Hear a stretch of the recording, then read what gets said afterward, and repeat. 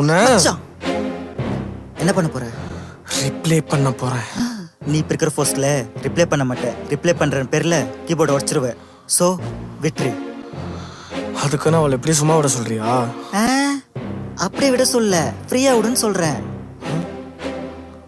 புரியல மச்சான். நமக்கு ஷூட் இருக்கு.